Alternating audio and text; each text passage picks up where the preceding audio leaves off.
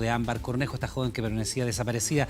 Imagen dividida para lo que está pasando en Villa Alemana a esta hora de la noche, también en Limache, donde se han realizado velatones, donde está siendo retirado el cuerpo precisamente de esta adolescente que fue asesinada por la pareja de su madre. Está siendo trasladada precisamente desde el hogar de la madre hacia el servicio médico legal. Estamos desplegados con nuestros equipos para tomar el pulso de esta intensa jornada.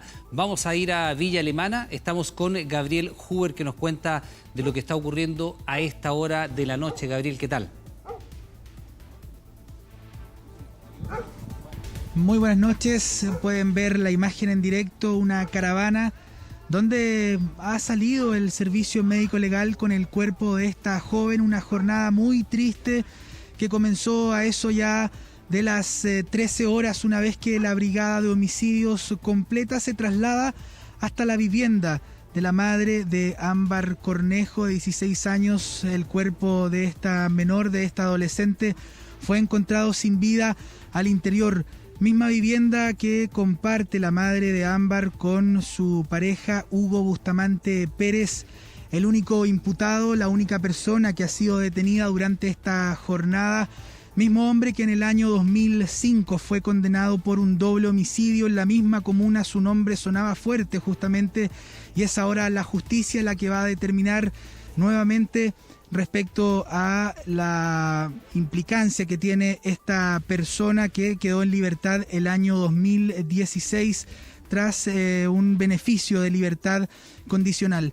Han sido 8 días de intensas labores, extensas jornadas por parte de amigos, de vecinos, voluntarios, bomberos, las policías, que estuvieron recorriendo todo este perímetro, todo este amplio radio del sector de Peña Blanca en la comuna de Villa Alemana. Finalmente, durante esta jornada, a las 12 del día, la brigada de homicidios se trasladó hasta un sector contiguo, un sitio eriazo, contiguo justamente a la vivienda donde fue encontrado este cuerpo, el cuerpo de esta menor, y a eso ya de las 13 horas comenzaron a sumarse más y más efectivos de la Brigada de Homicidios de Valparaíso para poder determinar qué fue lo que ocurrió al interior de esta vivienda, poder determinar también la data de muerte de esta adolescente de 16 años. Su cuerpo fue encontrado sin vida en el exterior de la casa, en un patio, así lo detalló la fiscal a cargo de esta investigación, María José Bowen, quien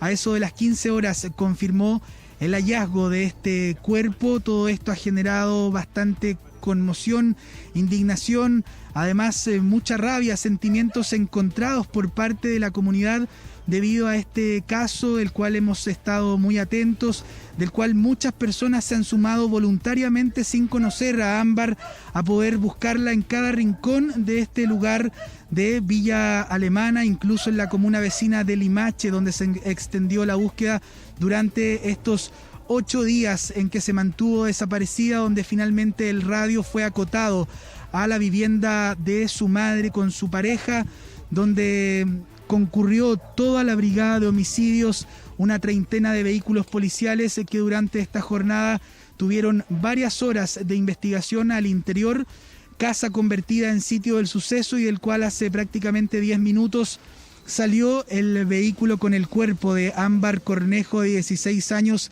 en medio de distintos homenajes, aplausos, cánticos, personas que vinieron hasta este lugar, la calle Covadonga, a exigir justicia para Ámbar Cornejo, una joven que desapareció la mañana del día 29 de julio pasado, día miércoles, en que se trasladó desde su vivienda donde vivía junto a su tía, avanzó 10 cuadras y llegó hasta este lugar. Iván Núñez, Carolina Escobar. Sí, Gabriel, vamos a seguir atentamente contigo, por supuesto, allí en Villa Alemana, también en Limache, pero ahora queremos conversar con la fiscal María José Bowen, que le ha llegado esta investigación. Estamos ya en contacto. Fiscal, ¿cómo le va? Buenas noches, muchas gracias por recibir esta comunicación. Buenas noches, muchas gracias por contactarme. Bueno, fiscal, de los antecedentes que usted ha podido hasta el momento recopilar, ¿no? Tenemos todavía una declaración, no hay un reconocimiento formal de parte del único sospechoso del asesinato de Ámbar, solamente la declaración de la madre de esta joven, ¿no? Así es, como ya he señalado anteriormente, el imputado hizo derecho a su uso a guardar, o sea, hizo derecho a su derecho a guardar silencio, digamos, y evidentemente eso es un derecho que él tiene, que está consagrado en la Constitución, y nadie puede obligarlo a confesar algún crimen o simple delito. Ahora, del trabajo que está realizando la Fiscalía en el sitio del suceso, la casa de la madre, ¿se ha logrado levantar alguna evidencia que pueda sustentar la tesis de el homicidio calificado de parte de Bustamante en contra de la joven Ámbar? Sí. Hay evidencia biológica, hemos tomado fotografías del sitio del suceso, hay prendas de vestir y la calificación del homicidio dice relación con la comisión de ciertas circunstancias que nosotros estimamos que aquí sí concurren y que vamos a dar a conocer en la audiencia de formalización.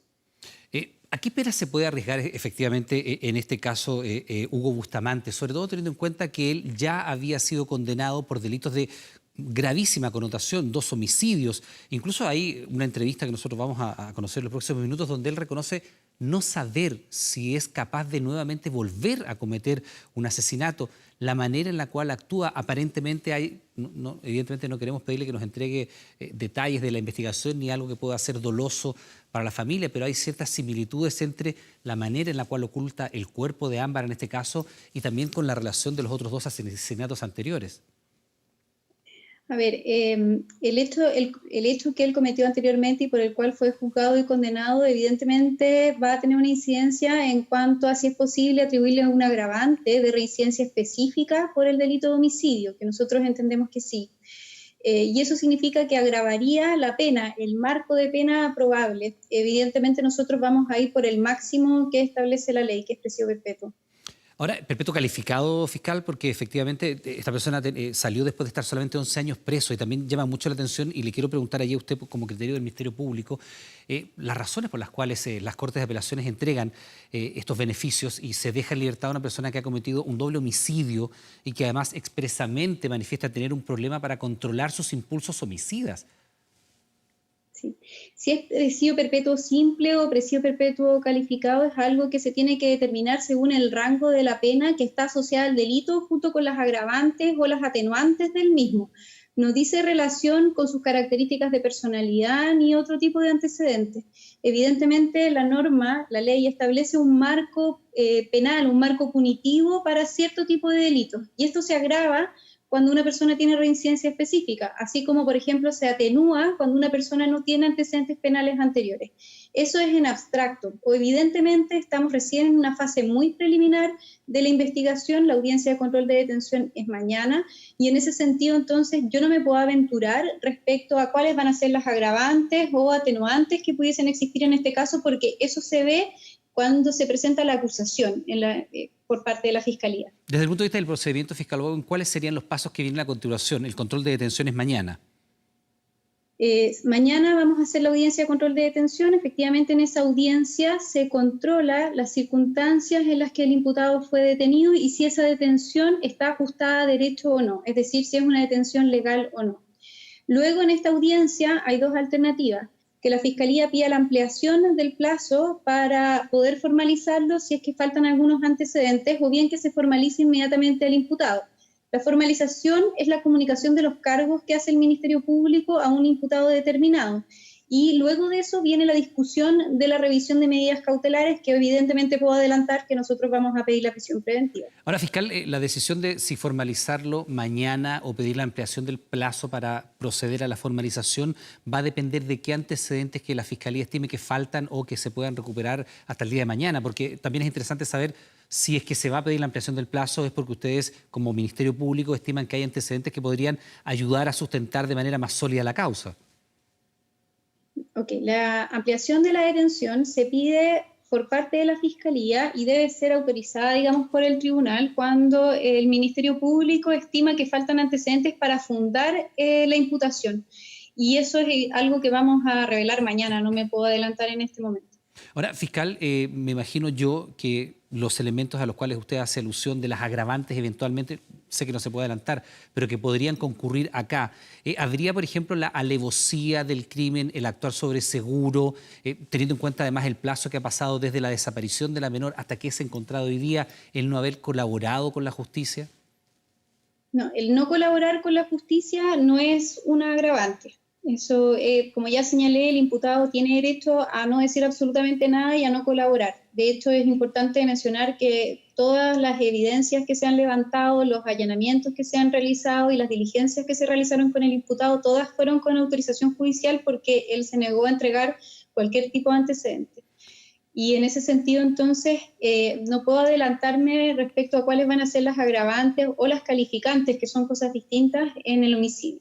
Ahora, fiscal, en el caso de la madre de Ámbar, de Denise Llanos, ella, de acuerdo a lo que usted misma ha señalado durante la jornada, ha declarado en calidad de testigo, no como imputada, solamente hay un detenido que está en esa condición, que es Bustamante, pero ¿podría cambiar la figura de la madre? Eso va a depender de las diligencias investigativas que están pendientes. Por ejemplo... Pero ella, en estos minutos, tiene calidad de testigo. Y así es como nosotros también estamos tratándola, como testigo. Ahora, y dentro de esos antecedentes, porque naturalmente la primera información que se entrega sobre la autoría del crimen la entrega la madre, pero ya hay algún indicio que podría hacer suponer que cambiará su condición de testigo, eventualmente a tener algún grado de responsabilidad. En este momento no. Si hubiese algún indicio, evidentemente ya no tendría la calidad de testigo, tendría la calidad de imputada, aun cuando estuviera o no estuviera detenida. Entonces, en el fondo, en este momento no hay ningún indicio concreto que ella la vincule con el delito. Perdón, ¿y hay algún antecedente previo en el caso de la relación de Bustamante con la madre y también con Ámbar de violencia al interior de ese núcleo familiar que pudiera hacer pensar, no sé, que la madre ha actuado bajo la coerción, en el silencio? Porque tampoco sabemos muchos detalles de cómo la madre entrega la información de que es Bustamante, su pareja, el autor de este homicidio. ¿Cómo ella se entera de eso?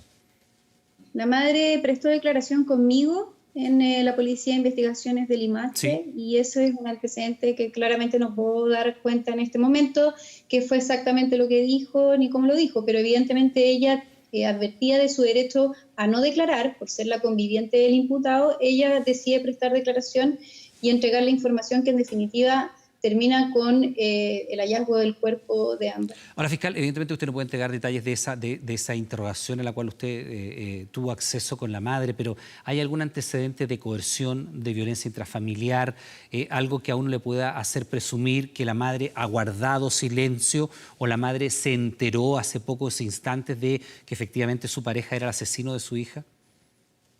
Nosotros no tenemos denuncias concretas de violencia intrafamiliar de este imputado en contra de la mamá de Ámbar, pero sí la mamá de Ámbar manifestó en su declaración tener mucho temor de lo que el imputado pudiera hacerle a ella o a su otro hijo. Fiscal, perdón, ¿y este temor estaba basado en actuaciones recientes de Bustamante o en su historial policial? No, ella simplemente manifestó tener mucho miedo. Ahora, ella hoy día está en calidad de testigo, de esa manera ella debiera volver a su domicilio, va a quedar en algún otro lugar, teniendo en cuenta además el impacto público que ha generado este caso, lo que está ocurriendo en Villa Alemana, en la misma vivienda donde fue encontrada la joven. Usted ha visto durante toda la jornada las manifestaciones, eventualmente podría presentar incluso algún tipo de riesgo para la madre, que si bien usted dice es hoy día testigo, cuestión que podría o no cambiar en los próximos días, eso dependerá de las pruebas que se puedan levantar, pero no sé si ella va a quedar en su casa o va a quedar en otro lugar, en qué condición queda, porque es solamente una testigo hasta el momento. A ver, los testigos, así como las víctimas, tienen derecho también a ser protegidos por parte del Ministerio Público. Nosotros desde temprano estamos coordinando distintas diligencias de investigación que dicen relación con medidas de protección para ella y su grupo familiar. Obviamente, por un tema de seguridad, no le puedo contar dónde está ella, si es que está en su casa o no está en su casa o en qué condiciones, pero sí nos estamos haciendo cargo de eso. ¿Y van a citarla a declarar nuevamente? Porque mañana va a ser entonces la audiencia de detención, naturalmente de Bustamante, y ustedes van a decidir allí si es que efectivamente piden ampliación para formalizarlo o no. ¿Hay nuevas diligencias que vayan a hacer con la madre de Ámbar? No por ahora. ¿Y con Bustamante? Como ya señalé, todas las diligencias que necesitábamos hacer con el imputado las hicimos con autorización judicial, por lo tanto no es parte por ahora de las diligencias pendientes. Ahora, fiscal Bowen, en el caso de la vivienda en calle Covadonga, ¿en qué sentido queda? ¿Cuáles las medidas que se han tomado? Porque naturalmente es el sitio del suceso. me imagino yo que podrán, a la luz de las jornadas posteriores, aparecer nuevas evidencias o se puedan realizar nuevas diligencias en ese lugar. ¿Se ha resguardado ese perímetro? ¿Qué ha pasado con eso? Carabineros quedó a cargo del resguardo del lugar, también pensando en las manifestaciones que se han realizado, digamos, en la comuna de Villa Alemana y que eventualmente la gente podría llegar hasta allá. Las pericias en el sitio del suceso se hicieron ya en su totalidad y en ese sentido, por lo menos por ahora, no tendríamos más diligencias que hacer en ese lugar. Fiscal María José Bowen, ¿se ha empadronado o se ha pedido también antecedentes a vecinos que podrían aportar algún tipo de información relevante para esta investigación? Sí, se empadronó a los testigos, a los vecinos y se les tomó declaración a aquellos que aportaron antecedentes relevantes, efectivamente. ¿Y esos vecinos van a concurrir en calidad de testigos en este proceso? Sí, claro. Todas las personas que prestan declaración o que son testigos de un delito deben después y tienen la obligación de comparecer ante un tribunal de juicio oral en lo penal para darle cuenta a los jueces de qué fue lo que vieron, de lo que escucharon y de lo que se enteraron. Entonces, todos aquellos testigos relevantes, es importante obviamente que se mantengan al tanto de los avances de la investigación y posteriormente van a ser citados en el evento del juicio oral. Fiscal María José Bowen, le queremos dar las gracias por recibir esta comunicación muy amable, muy gentil. Muchas gracias. Y luego de una semana de intensa búsqueda se encontró finalmente el cuerpo sin vida de Ámbar. Estaba en la casa de su madre, ubicada en Villa Alemana. El principal sospechoso es la pareja de esta última, Hugo Bustamante. Hace varios años este hombre cometió un doble crimen en esta comuna de la región de Valparaíso. Don Hugo Bustamante está detenido en estos minutos por orden de la magistrado que se le solicité personalmente vía telefónica por el homicidio calificado de Ámbar. Perfecto. Día 8. Había más de 40 policías. Algo pasaba en la casa de la madre de Ámbar. La PDI también lo iba a confirmar. Lamentablemente debemos comunicar que hoy logramos la ubicación del cadáver de ella. Calle Covadonga acordonada. La mamá del adolescente entregó una información clave un par de horas antes. Ella mencionó dónde se encontraba el cuerpo, qué es lo que el imputado le había dicho que había hecho. Entonces, en ese sentido, ella, si bien en un principio no había contado nada, ahora sí decide hablar y es por eso que ella está en calidad de testigo y no en calidad de imputado. Y ese imputado es la pareja de la madre de Ámbar, Hugo Bustamante. Ya tenía 2 homicidios en su haber hace más de una década. La adolescente quedó a merced de este peligroso hombre. La PDI no entregó las características del ataque, solo que fue a sangre fría, un acto irracional. Escondió prolijamente el cuerpo en el patio del hogar. La forma en la que estaba puesto el cuerpo, y en esto quiero ser súper clara, era muy difícil de encontrar. Probablemente porque estaba muy tapado, muy enterrado. El cual, si bien se acogió al derecho a guardar silencio, pero tenemos la evidencia necesaria para que este hecho no quede impune. No puede quedar impune este hecho en Chile, sobre todo una menor. Éramos chicos, igual éramos chicas, pero esto que está pasando no se puede permitir, tiene que haber una justicia. Y no sé, venimos a manifestarnos porque no pueden seguir así las cosas. Justicia para Ámbar. Así comenzaban las masivas manifestaciones. Una protesta improvisada en calle Covadonga, lugar del homicidio. Con globos blancos y color rosa, justamente exigiendo justicia. Un homenaje que están realizando en nombre de esta menor de 16 años que fue encontrada fallecida al interior de la vivienda de su madre, al interior de la casa que comparte con el imputado, con la persona que ha sido detenida, Hugo Bustamante Pérez. Vamos a la dinámica de este bullado caso. 29 de julio, la adolescente desapareció. Iba a buscar plata de una pensión. No se supo más de ella. Hubo trabajos en sitios seriazos, en quebradas, en zonas de difícil acceso. La comunidad de Villa Alemana se unía a la búsqueda. Estaba inubicable. Se hicieron peritajes adentro de la casa. Unidad canina, equipos capacitados. Finalmente, la investigación arrojó que Ámbar fue atacada así.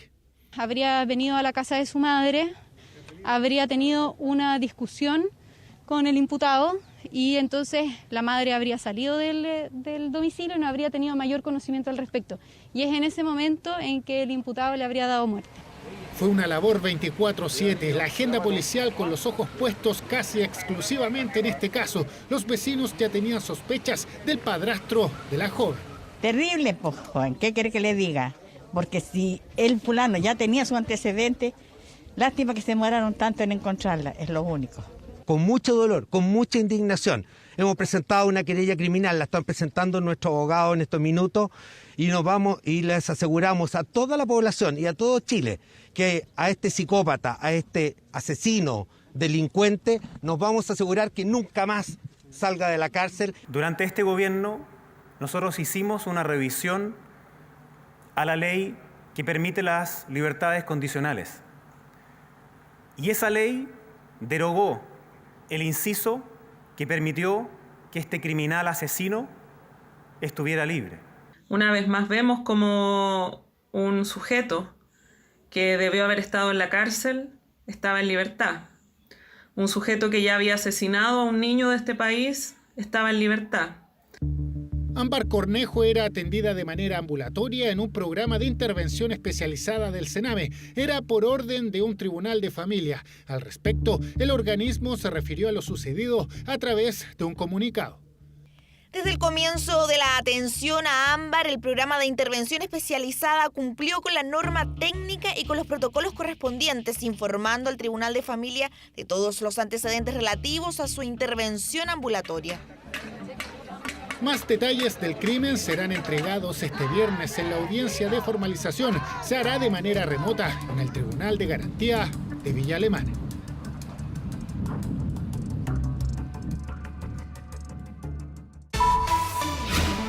Ahora. Y hasta la PDI de Limache han llegado decenas de personas para manifestarse. Ahí está Stephanie Zamora y nos tiene los detalles. Stephanie, buenas noches. Hola, buenas noches. Claro, hasta acá, hasta el cuartel de la Policía de Investigaciones de la comuna de Limache llegaron más de 100 personas durante la tarde. Apenas se supo que el cuerpo de Ámbar había sido encontrado en la casa de su madre.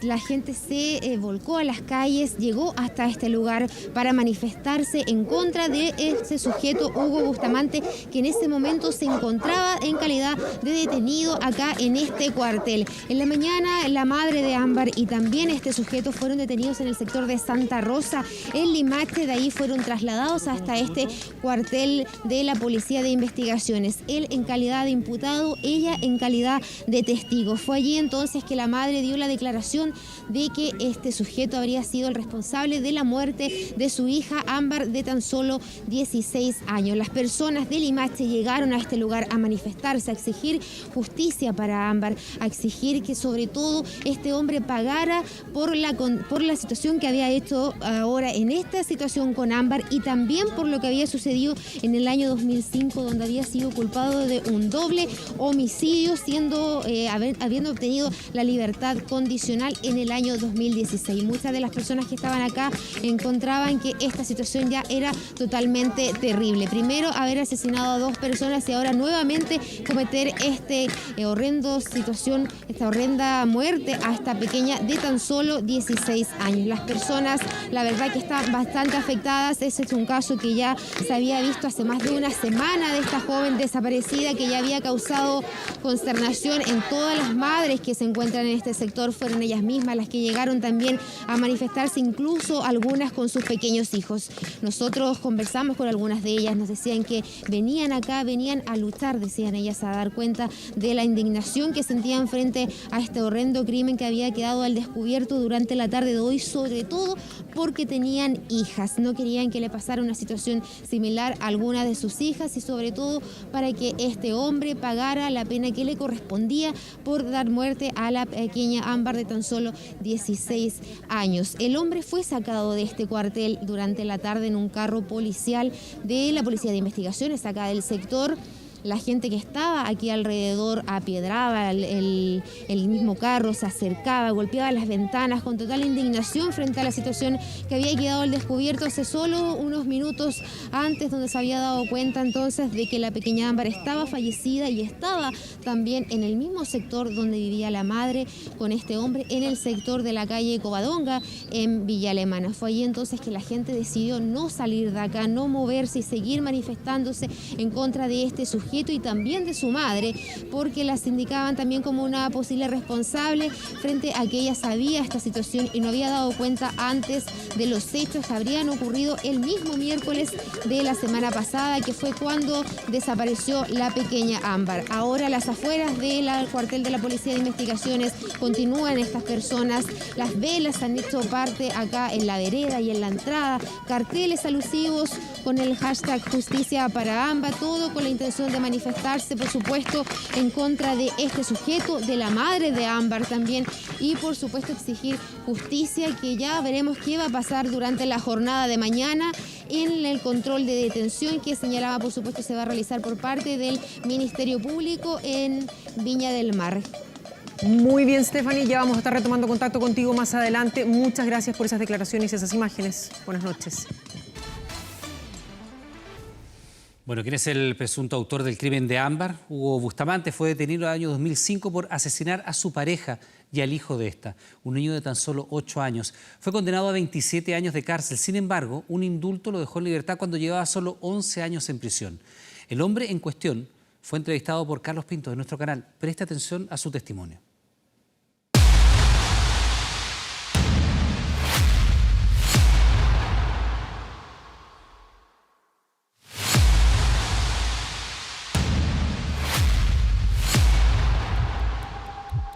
Él es Hugo Bustamante, es el principal sospechoso del crimen de Ámbar. Tiene un historial criminal, quizás muchos no lo recuerden, pero dejó una huella imborrable en la crónica roja del país. En la mañana del 26 de enero del 2005, la ciudad de Villa Alemana se despertó con la macabra noticia que en el seno de su comunidad se había perpetrado un doble homicidio. Y aquí estoy, convertido en un monstruo. Desempolvamos los archivos históricos del canal para revisar su perfil. Datan de enero de 2005. Hugo Humberto Bustamante Pérez asesinó a su pareja Verónica Vázquez y al hijo de ella de 8 años, Eugenio Honorato. En el momento que yo me vi que ella había matado a 2 personas, yo le digo, para mí fue como si hubiese soñado, no sé, inclusive yo le digo, yo me veo como ajeno al hecho. Fue en esta casa de Villa Alemana. En esa mañana de enero, Hugo Bustamante y Verónica Vázquez habrían comenzado una discusión por dinero. Verónica acababa de vender su casa de calle 2 en Villa Alemana y Hugo le exigió que le pasara el dinero. Ella se negó. Y inmediatamente nos dice, no siga buscando porque tengo enterrada a mi mujer y al hijo de ella. Ya en prisión y declarado culpable, Bustamante dio una entrevista a Carlos Pinto para el programa Mea Culpa. Fue en la cárcel de Valparaíso. Sinceramente, ¿tú te consideras una persona normal? Es cuestionable esa respuesta porque hasta el momento me consideraba normal. Creo que tengo un comportamiento normal ahora, pero no lo tuve. Tú por una simple discusión has llegado a este horrendo delito. Ni yo me explico cómo y en qué momento fue que me transformé en la persona que lo hizo. Yo a veces lo veo como un sueño. Como que hubiese soñado el episodio y como que yo no fui la persona que llevó a cabo ese delito. Estoy consciente que fue así, que yo lo hice. Pero incluso a mí me cuesta aceptar lo hecho.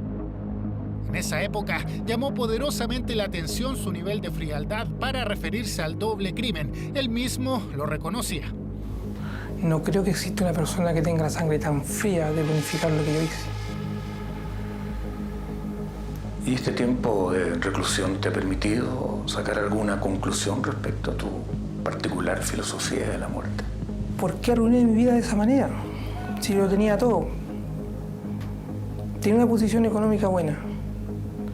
Tenía una mujer, tenía un niño que yo podía simplemente tomar la opción de separarme, ¿cierto? Y seguir mi vida por otro rumbo.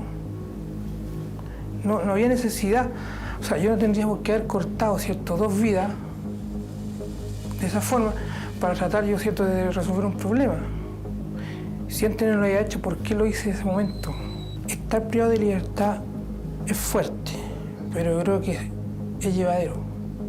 Somos animales de costumbre nosotros. O sea, de tanto estar todos los días repitiendo la misma conducta, ¿cierto?, la misma rutina, nosotros lo adaptamos. Y a la postre eso no se hace tan tedioso, no se hace insoportable. Eso uno lo puede aguantar. Pero le vuelvo a insistir, yo no tengo una pastilla milagrosa que me diga, sabe que me la voy a tomar, voy a dormir tan tranquilo que no voy a soñar con lo que hice. No tengo una pastilla que me diga, sabe que hoy día me la tomo y no voy a pensar en lo que hice en todo el día. Eso es lo que a ti te aterra, ¿no? Tu conciencia te golpea diaria y duramente. Claro, porque le vuelvo a insistir, yo me he preguntado por qué llegué a ese extremo yo. ¿Cómo? O sea, ¿dónde están las cosas que he estudiado, lo que he leído? ¿De qué me sirvió si hice lo que se supone que nunca puede haber hecho una persona? Su particular filosofía para ver las cosas sembró impotencia en la comunidad de Villa Alemana. La tranquilidad volvía cuando lo condenaron, pero todo se interrumpió con esta noticia que se hizo pública. Hugo Bustamante Pérez, condenado a 27 años en prisión, recién cumplidos 11, hoy camina en libertad. Quedó libre por un cuestionado beneficio, el de la masiva salida de reos. Ahora es investigado como responsable de la horrible muerte de Ámbar, de 16 años. Si tú quedaras en libertad, podrías volver a cometer el mismo delito, ¿no? Lo he pensado. También me he cuestionado, también lo he analizado. Y a ciencia cierta, no tengo la respuesta. No podía decirle no, es imposible que volviera yo a vivir una situación tan parecida, ni tampoco porque, de hecho, pienso que no. Pero también digo, bueno, si en un momento determinado exploté de esta manera, frente a ciertos tipos de situaciones, explotaré nuevamente. Y eso sí que es angustiante, ¿eh? Eso sí que es angustiante. Ese era el testimonio de este hombre en la cárcel. Hace 15 años no descartó que lo volvería a hacer. No negó un episodio similar. Ahora está detenido. La justicia determinará si una vez más fue protagonista de otro hecho macabro. El tercero. Aquí estoy, convertido en un monstruo.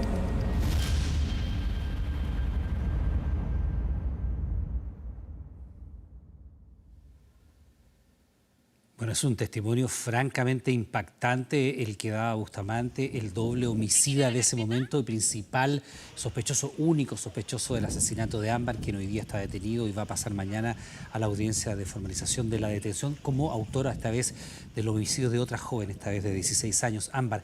Estamos con el abogado Patricio Olivares, quien es abogado querellante en esta causa. Primero que nada, abogado, le damos las gracias por este contacto. Buenas noches.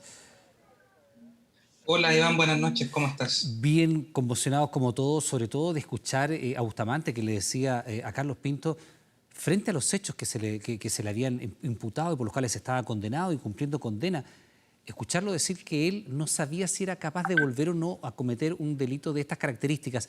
Usted, como abogado querellante, ha tenido contacto, entiendo, con el padre de Ámbar. Es efectivo eso, Iván. De hecho, hoy día en la tarde, aproximadamente entre las 18 y 19 horas, concurrí al sitio de suceso en particular con la finalidad de poder tomar contacto con algún familiar, y así fue posible gracias a la comunicación que realizaban los medios de que estaban buscando al padre para poder brindarle mi asesoría como abogado en este caso. Usted entonces va a representar a Ulises, don Ulises, que es el padre de Ámbar, ¿no? Sí, es efectivo. De hecho, en un rato más ya comienzo la revisión de antecedentes que he podido recopilar en este intertanto, a fin de poder interponer ya la querella lo más próximamente posible, luego que puesto que se hace de forma electrónica, acudiendo a una figura bastante poco utilizada, que es la agencia oficiosa, a fin de poder representar al padre, puesto que él da el shock, la envergadura del tipo de delito que se cometió en contra de su hija y lo inesperado del mismo, se encuentra bastante choqueado e imposibilitado de ejercer cualquier tipo de acción tendiente a la constitución de un patrocinio. Abogado, de lo que usted ha podido conversar con don Ulises, que es el padre de Ámbar, ¿sabe si él tenía antecedentes de la relación de la madre de Ámbar con esta persona y la peligrosidad que él revestía? Mira, los antecedentes que se manejan al día de hoy, puesto que he tenido una breve conversación con el padre a fin de informarle en qué consiste la representación de uno, en qué consiste el trabajo que uno puede realizar y la implicancia de la intervención de uno en el procedimiento, es muy breve. O sea, el padre se encuentra tan choqueado como se encuentra hoy en día cada uno de nosotros con lo horrible que fue este crimen y por los antecedentes que claramente dan para pensar de por qué ocurrió, cómo ocurrió y por qué el imputado había sido objeto de algún tipo de beneficio, siendo que no se encontraba ya quedado demostrado de reinsertarse en la sociedad. Ahora, usted estuvo allí en el sitio del suceso. Naturalmente los vecinos habían alertado de la posibilidad de que Hugo Bustamante fuese el autor del homicidio y tuviera la responsabilidad de la desaparición de esta joven que llevaba varios días extraviada. ¿Qué otros antecedentes usted pudo recopilar? Porque naturalmente había una relación, estábamos hablando recién con la fiscal Bowen, la madre de Ámbar dice tener miedo de lo que pudiera hacer Bustamante en contra de ella o también de su otro hijo. Mira, en este caso nosotros tenemos que ser bien prudentes, sobre todo como querellante, puesto que aún existen diligencias de investigación tendientes a aclarar los hechos posteriores y coetáneos a la existencia del homicidio, porque aún no podemos determinar o no podemos decir con claridad cuál es el grado de participación de uno u otro, o si existen o pudieran existir otras personas implicadas. Por lo tanto, obviamente, si bien es cierto, existe la declaración de la madre de la víctima, tenemos que esperar posteriores diligencias que se encuentra realizando la brigada de homicidio. De hecho, en propias palabras, el director general de la institución indica que lo más probable es que se pida un plazo previo a la formalización a fin de que ellos puedan establecer o puedan realizar toda y cada una de las diligencias que nos permitan establecer con un trabajo técnico, científico, la relación de causalidad que existe entre el imputado actualmente hoy privado de libertad y la muerte causada a la víctima. Ahora, abogado Olivares, la fiscal Bowen nos decía recién que Denise Llanos, la madre de Ámbar, había declarado solamente en condición de testigo, no como sospechosa ni tampoco como cómplice de este asesinato. ¿Hay algún antecedente o alguna diligencia que usted como querellante vayan a solicitar en ese sentido? Mira, en cuanto a eso, la querella se va a dirigir, obviamente, dada la detención del imputado en contra de este y contra aquellas personas que puedan resultar responsables. ¿Esto qué quiere decir? Que las diligencias que se solicitarán en el nivel criminal tienen por objeto determinar la efectividad o no de otras personas que pueden haber tenido una intervención en calidad de cómplice, autores o encubridores, independiente que sea padre, madre, la abuelita, el tío, el vecino o un tercero. Porque lo importante en este tipo de delitos, y como ocurrió en otros casos que he trabajado, como en el caso del profesor Mialdo, hay que investigar hasta que la duda razonable no exista. ¿Por qué? Esto nos va a permitir ante el tribunal, cuando se presenten las acusaciones y lleguemos al tribunal de juicio oral en lo penal ante un eventual juicio oral, tener certeza de la participación, el grado y cómo trabajaron cada uno de los autores en el caso de existir. Por lo tanto, la querella es bastante precisa respecto del imputado que hoy está privado de libertad en la ciudad de Limache y contra aquellos quienes puedan resultar responsables en el evento de que haya participación de más personas. Ahora, abogado, evidentemente usted nos ha relatado que don Ulises, el padre de Ámbar, está en estado de shock. Entendemos que incluso cuando Ámbar va a la casa de su madre va a hacer retiro del dinero que este padre le entregaba, le depositaba como manutención, ¿no? ¿Había una relación estrecha entre este padre y la joven? ¿Había un vínculo allí permanente? Mira, de la conversación que he tenido con mi representado, he podido percibir un grado de afectación muy grande. Como te decía al inicio de nuestra conversación, es una persona que está bastante afectada, puesto que hemos conversado y poder llegar a acordar la interposición de la querella sin perjuicio después de la ratificación delante del tribunal, porque tenemos que considerar que no es una instancia fácil de vida para cualquier persona. Aquí, más allá del rol de abogado que uno pueda tener o de letrado, también está una parte humana que es primordial. Y aquí nos encontramos con una víctima desamparada que está sufriendo la pérdida de que una persona le arrebató la vida a su hija. Por lo tanto, en base a cómo está mi representado actualmente y la situación de vida que está viviendo, claramente podríamos desprender que existe una relación con su hija. por el nivel de dolor que está sintiendo, y también hacer un llamado a que la familia en estos momentos necesita tranquilidad, necesita ver bien y cerrar su ciclo, su duelo, porque obviamente este es un caso de connotación pública, es un caso que en lo particular a mí como persona y abogado me ha conmovido, y por lo mismo me he ofrecido a prestar mi servicio en el caso en particular, porque no es una situación fácil. De hecho, con la familia Villegas vivimos todo este proceso que afortunadamente concluyó con una condena para ambos imputados, y en este caso esperamos que sea igual. Pero por lo tanto, el fiato más que mal es un familiar que le ha sido arrebatada su vida de forma macabra, de forma inescrupulosa, por alguien que lamentablemente ya había realizado un daño de igual manera. Abogado Olivares, le quiero pedir una opinión más bien jurídica de las razones por las cuales las Cortes pueden haber tenido en consideración los antecedentes de Hugo Bustamante y haber decidido que luego de pasar 11 años preso, pese a haber tenido una condena a 27 años de cárcel por 2 homicidios, ameritaba salir en libertad, quedar libre, sobre todo teniendo en cuenta, y vamos a revisar parte de una entrevista que le realizó Carlos Pinto, donde él mismo confesaba que no era capaz de garantizar no cometer un acto de violencia de estas características. Quiero pedirle que observemos parte de estas declaraciones y luego me conteste aquello, los antecedentes que tuvo a la vista la justicia para dejarlo en libertad. Escuchemos parte de estas declaraciones. Sinceramente, ¿tú te consideras una persona normal? Es cuestionable esa respuesta porque hasta el momento me considera normal. Creo que tengo un comportamiento normal ahora, pero no lo tuve. Tú por una simple discusión has llegado a este horrendo delito. Ni yo me explico cómo y en qué momento fue que me transformé en la persona que lo hizo. Yo eso lo veo como un sueño.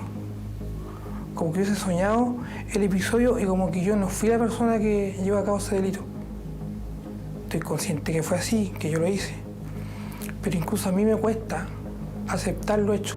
No creo que exista una persona que tenga la sangre tan fría de planificar lo que yo hice. ¿Y este tiempo de reclusión te ha permitido sacar alguna conclusión respecto a tu particular filosofía de la muerte? ¿Por qué arruiné mi vida de esa manera? Si lo tenía todo. Tenía una posición económica buena. Tenía una mujer, tenía un niño que yo podía simplemente tomar la opción de separarme, ¿cierto? Y seguir mi vida por otro rumbo. No había necesidad. O sea, yo no tendría por qué haber cortado, ¿cierto? 2 vidas de esa forma para tratar yo, ¿cierto?, de resolver un problema. Si antes no lo había hecho, ¿por qué lo hice en ese momento? Estar privado de libertad es fuerte, pero yo creo que es llevadero. Somos animales de costumbre nosotros. O sea, de tanto estar todos los días repitiendo la misma conducta, ¿cierto?, la misma rutina, nosotros lo adaptamos. Y a la postre eso no se hace tan tedioso, no se hace insoportable. Eso uno lo puede aguantar. Pero le vuelvo a insistir, yo no tengo una pastilla milagrosa que me diga, sabe que me la voy a tomar, voy a dormir tan tranquilo que no voy a soñar con lo que hice. No tengo una pastilla que me diga, sabe que hoy día me la tomo y no voy a pensar en lo que hice en todo el día. Eso es lo que a ti te aterra, ¿no? Tu conciencia te golpea diaria y duramente. Claro, porque le vuelvo a insistir, yo me he preguntado por qué llegué a ese extremo yo. ¿Cómo? O sea, ¿dónde están las cosas que he estudiado, lo que he leído? ¿De qué me sirvió si hice lo que se supone que nunca podía haber hecho una persona? Si tú quedaras en libertad, podrías volver a cometer el mismo delito, ¿no? Lo he pensado. Lo he pensado. También me he cuestionado. También lo he analizado. Y a ciencia cierta, no tengo la respuesta. No podía decirle no, es imposible que volviera yo a vivir una situación tan parecida. Ni tampoco porque, de hecho, pienso que no. Pero también digo, bueno, si en un momento determinado exploté de esta manera,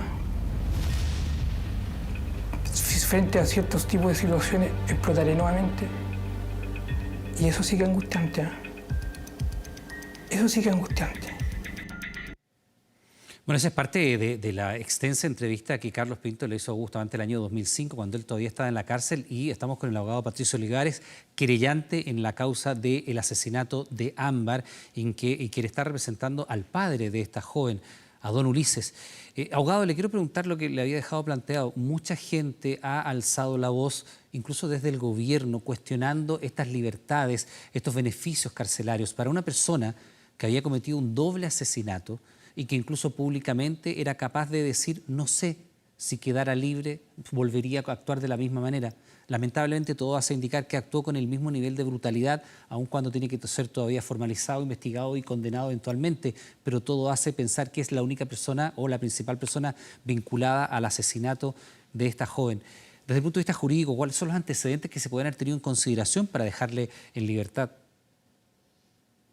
Mira, en base a los antecedentes que han sido puestos en conocimiento de la opinión pública por parte de los medios de comunicación al respecto, estamos en presencia de una persona que no fue condenada en su oportunidad a un presidio perpetuo calificado, puesto que fue solamente condenado por un homicidio simple, que permite solamente sancionar hasta un máximo de 20 años, lo que permite revisión de la pena, revisión de la conducta del rematado o del condenado en este caso, y le otorga estos beneficios que fueron otorgados por la Ilustrísima Corte de Apelaciones de Valparaíso, quien es la comisión que revisa estos antecedentes.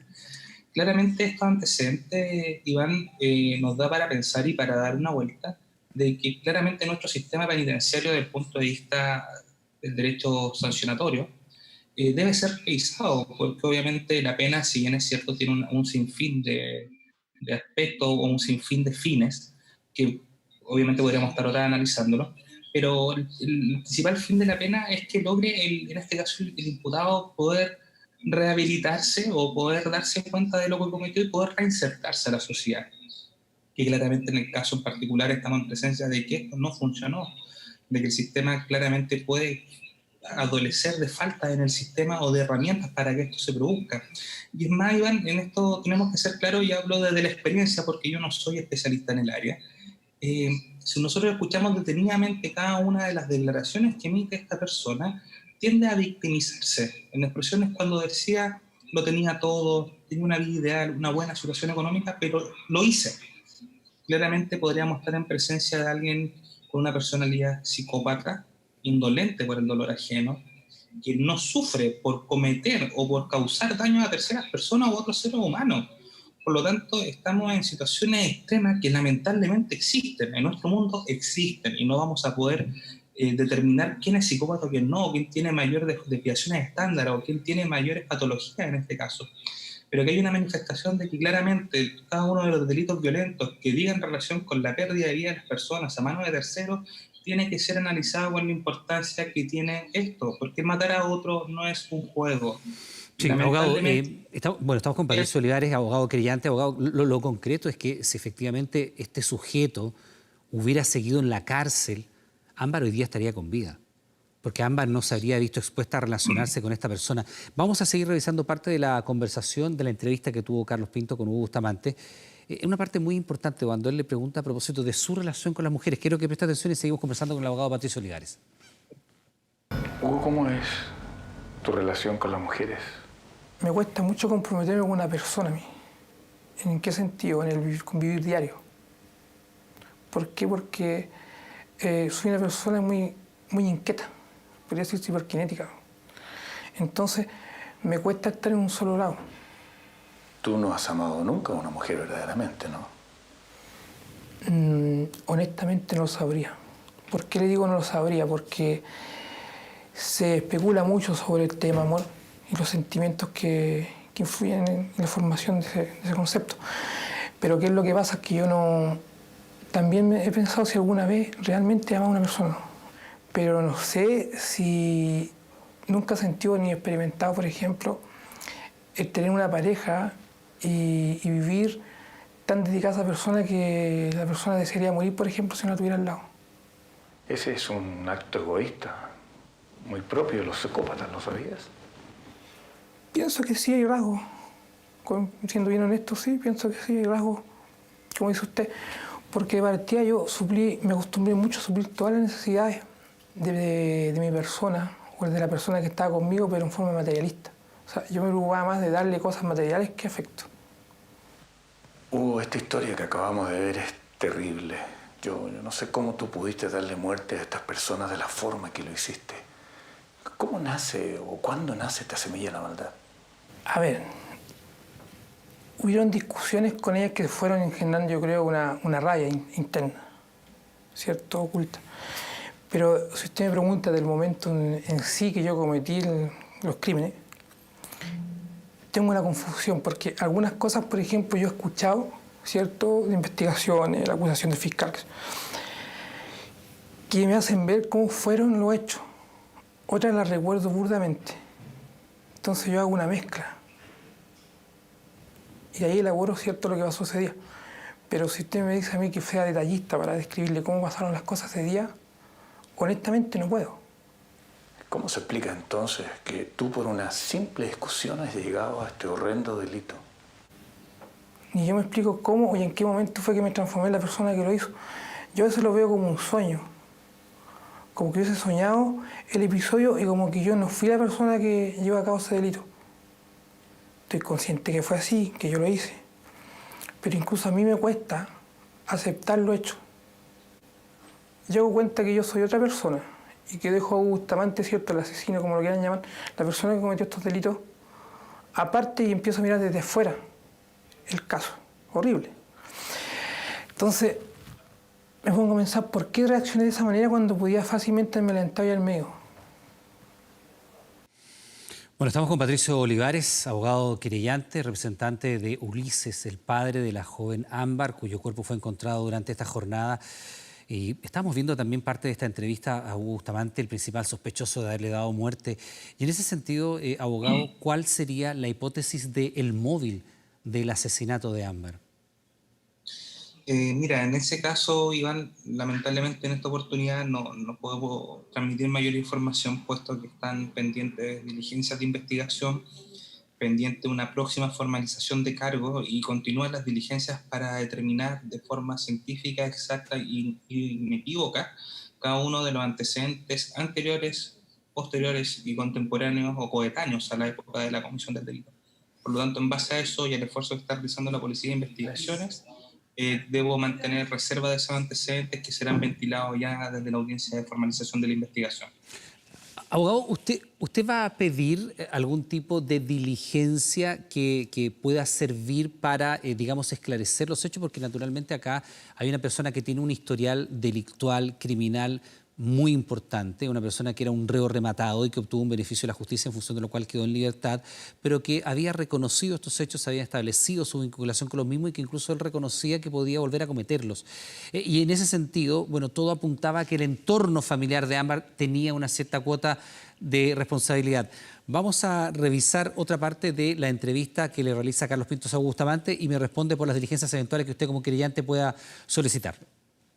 No hay problema. Cuéntanos, ¿qué pasó? ¿Qué hiciste? Por eso le digo, ahí ya como que me confundo un poco, ¿no? Me acuerdo que ahí empezamos a discutir otras cosas más. Exactamente cuáles no me acuerdo, ya que empezaron a salir cosas. Al sol, chavito al sol, como se dice vulgarmente. Y en un momento yo me digo, ¿sabes qué más? Yo voy a bañar y camino. Me levanto de la cama y me llega una cachetada a mí. Y ahí me doy vuelta yo sí, pero ahí como que me dio... y me arañó el pecho. Y ahí ya me acuerdo que ya me cegué. ¿Hasta qué punto? Al punto después de haberlo visto muerto. ¿Qué hiciste ahí? Salgo al patio y veo el tambor que nosotros teníamos para copiar agua. Se me ocurre vaciar el tambor y echar los cuerpos al tambor. Y no se me ocurría qué hacer. Y lo dejo en el negocio, me acuerdo. Y ni yo me explico por qué le eché agua. Me ocurrió volver a echarle agua al tambor. ¿Y después le echaste algo más? Claro, me acuerdo que yo tenía un poco de cal. Eché eso, que creo que hay un poco de yeso también. Y eso fue lo que después me di cuenta yo que permitió la ubicación de los cuerpos, porque fermentó con la misma agua. Cierto, además la mezcla de la cal. ¿Cuánto tiempo pasaron tus víctimas en ese tambor? 3 días. 3 días. Claro, yo el día viernes salí a Quilpué. Yo quería irme de ahí porque tenía que entregar la casa. Y ubiqué una casa que arrendé en Villa Alemana, en Troncos Viejos. Me llevé los cuerpos para allá. Y de ahí no enterré tampoco los cuerpos. No sé por qué en ese aspecto no fui frío. No enterré los cuerpos de forma inmediata. Y yo lo enterré cuando empezó a salir un mal olor. Fue un error. La cosa es que empieza a salir olor y digo, ¿qué más hago? Y hago un hoyo en el jardín. Y metí el tambor y tampoco fue muy profundo. Entonces lo tapo con tierra. Pero si tú hubieses realizado un hoyo más profundo y hubieses ocultado los cuerpos de mejor forma, habrías estado a un paso de un crimen perfecto, ¿no? Claro. ¿Qué hubiese pasado contigo en ese caso? Un interrogante que yo mismo la tengo. No podría responder lo que no sé. Usted me está poniendo en una posición que yo no la he vivido. Por eso le digo, yo podría a lo mejor ponerme como víctima y decirle que es cierto, pero es que la realidad no es esa. No sabría decirle ciencia cierta qué hubiese pasado conmigo. Pero tú querías ocultar los cuerpos por instinto natural. A ver, es que no fue una reacción tan rápida. Incluso yo la encuentro ilógica. ¿Por qué yo no lo hice en forma rápida? Apenas llegué yo, ¿por qué no hice ese hoyo y enterré los cuerpos al tiro? Ni yo me explico por qué dejé pasar ese tiempo. ¿Debido a qué? No entiendo por qué yo no razoné más. Cierto, fui más frío y bueno, ya que me había llegado los cuerpos de la casa, ¿por qué no hice el hoyo y los enterré y traté de dejar, no sé, pues no dejar huella de lo que había hecho? No se me ocurrió. Bueno, a la luz de los antecedentes conocidos durante esta jornada, es realmente impresionante porque aquí, abogado Patricio Oligares, hay tristemente para el caso de Ámbar algún grado de similitud en la ocultación del cuerpo. Y yo le preguntaba por las diligencias que eventualmente usted pudiera solicitar como abogado querellante, pero quiero preguntarle, ¿hay agravantes que concurran al simple homicidio que cometió este sujeto, como por ejemplo la ocultación del cuerpo, el repetir un cierto patrón de conducta? Si uno ve este testimonio en relación a los hechos que él cometió en contra de esa madre y su hijo, a quienes también asesinó, aparentemente sería el mismo caso o el mismo modo de operar. Exacto, mira, vamos por hipótesis igual, para que la gente en la casa nos pueda comprender. En primer lugar, en cuanto a la pregunta principal que me hiciste antes de que viéramos el video del imputado, efectivamente van a haber diligencias de parte de este querellante para poder determinar e ir esclareciendo ciertas hipótesis o ciertas inquietudes que a mí en lo particular como abogado me surgen. En primer lugar, poder determinar qué ocurre con la madre respecto de las declaraciones de ella, por qué acompañó al imputado, por qué andaban caminando juntos, buscando un camping, porque ella siempre mantuvo una actitud bastante renuente, bastante bajo perfil respecto del hecho en cuestión. Más que mal era su hija la que estaba desaparecida, era su hija la que este individuo había asesinado. Por lo tanto, estas diligencias tienen por objeto y buscan establecer la responsabilidad que posiblemente pueda tener la madre en este caso en particular. Abogado, perdón, solamente para hacer el punto ahí, usted está diciendo que podría haber diligencias que eventualmente podrían cambiar la condición que hoy día tiene la madre de testigo a una situación que la comprometiera más con el crimen mismo. Sí, es que mire, en este caso hay que ser súper responsable porque tenemos por eso lo pregunto como una hipótesis. En su parte conclusiva, si lo vemos como en el fútbol, estamos en los descuentos de la investigación, ¿ya? Ya sabemos el resultado, pero estamos ya en los últimos minutos donde hay que ser muy cuidadosos. Pero claramente, cualquier persona que haya estado relacionada con el hecho, en su momento, determinando su participación, su calidad de encubridor o lo que sea, puede ser imputado. Y mi trabajo como representante del padre de la víctima es perseguir la responsabilidad, sea quien sea. Bien, pues abogado Patricio Oligares, querellante en esta causa que ha conmocionado a nuestro país, el asesinato de una joven de tan solo 16 años. Le damos las gracias por estar junto a nosotros. Buenas noches. Muchas gracias, Iván. Buenas noches, que estés bien. Un abrazo. Igualmente. ¿Quién es el autor del crimen de Ámbar? Hugo Bustamante fue detenido en 2005 por asesinar a su pareja y a su hijo. Lo veíamos ver. Tenemos una información respecto de lo que ocurrió con Contraloría durante los últimos días. Lo que pasa es que se entregaron permisos, autorizaciones en las últimas semanas, producto de personas que trataron de salir y conseguir una situación por un contagio de COVID. qué fue lo que ocurrió. Comisaría Virtual entonces entregó y emitió más de 2.000 permisos a personas contagiadas justamente con el coronavirus. Un hecho grave que pudo haber gatillado una mayor propagación del virus. La auditoría además detectó desprolijidades en las planillas, registros de RUT con errores y además números de carnet asociados a personas fallecidas e incluso a beneficios por el indulto conmutativo. Desatochar las comisarías, ese es el principal objetivo de la comisaría virtual. Corría el 11 de junio del 2019, lo que ya parece un siglo atrás, día del lanzamiento de la comisaría virtual, una plataforma de carabineros para evitar hacer trámites de manera presencial. Va a permitir liberar horas hombres, que esas horas hombres las vamos a destinar para mejorar nuestro servicio, nuestra calidad en la atención. Pero ya en plena pandemia su uso se transformó en una necesidad. Rellenar fácilmente un formulario y poder conseguir en cosa de minutos permisos temporales para diversos trámites o el salvoconducto para horario de toque de queda y así evitar estas largas filas. Entre el 22 de marzo y hoy se han entregado 81.499.121 permisos. La página está caída y necesito ir a comprar. Una hora tratando de sacar el permiso por internet. Algunas caídas del sistema han sido percibidas por la población como el gran problema de esta plataforma, pero Contraloría detectó algo muchísimo más grave. Tras una exhaustiva auditoría, el ente fiscalizador determinó que entre el 20 de marzo y el 30 de mayo, la plataforma emitió 2.208 permisos a un total de 1.744 personas que al momento de la solicitud se encontraban con COVID-19 positivo. 1.000 pacientes con diagnóstico de coronavirus que pudieron salir, dado que se les autorizó un permiso que no correspondía, es algo que evidentemente pudo impactar en el crecimiento del número de casos. Se estima que un enfermo puede interactuar en promedio con 5 contactos. Si multiplicamos el número de casos positivos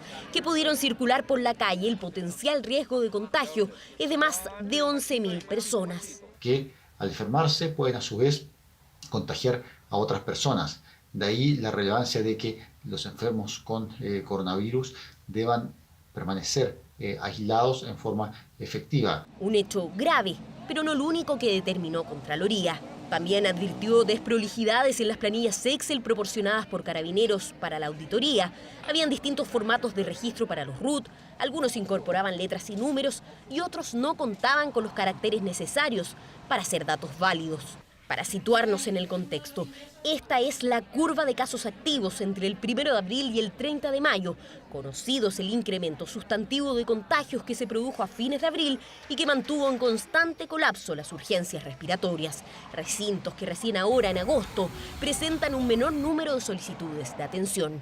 La entidad fiscalizadora también indicó que Comisaría Virtual no mantenía interoperabilidad con las bases de datos de otros servicios públicos, pese a que Carabineros sí tenía acceso a información del MinSal y del Servicio de Impuestos Internos. Según Contraloría, fue posible obtener permisos temporales con RUT ingresados correspondientes no solo a personas contagiadas con COVID-19, también con RUT de personas fallecidas y beneficiadas con el régimen de indulto conmutativo, sin que el aplicativo levantara una alerta o impida proseguir con el trámite. Se han detectado algunas personas que teniendo COVID-19 igual pudieron sacar su permiso en la comisaría virtual. Bueno, esa observación que usted nos hace llegar es muy importante.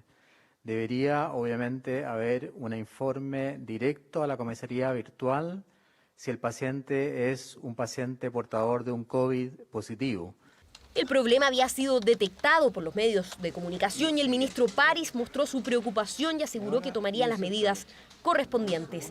Eso pasó el 18 de junio. Sin embargo, recordemos que la auditoría se realizó en el periodo en que Jaime Mañalich era el titular de salud. Me alegro que usted nos haga ver ese problema y lo vamos a solucionar de inmediato haciendo un cruce más activo y más al día. Desde este 3 de agosto, Comisaría Virtual comenzó a pedir clave única o crear una sesión local en la plataforma para pedir permisos, una medida que ha tenido este coletazo, largas filas fuera del registro civil.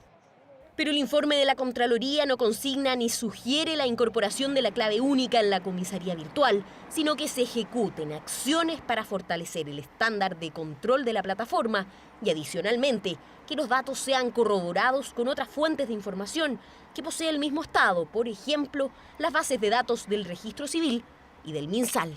Debilidades en la plataforma sumamente riesgosas para la salud de todos los chilenos. Serán las autoridades involucradas las que en un plazo de 15 días hábiles deberán remitir al Ministerio Público los antecedentes asociados a estos más de 2.000 permisos temporales requeridos justamente por las personas que debían permanecer en confinamiento. Bueno, de hecho tenemos acá el informe de Contraloría, son 2.208 permisos que se entregaron a 1.744 personas que al momento de solicitar esta autorización estaban con COVID-19.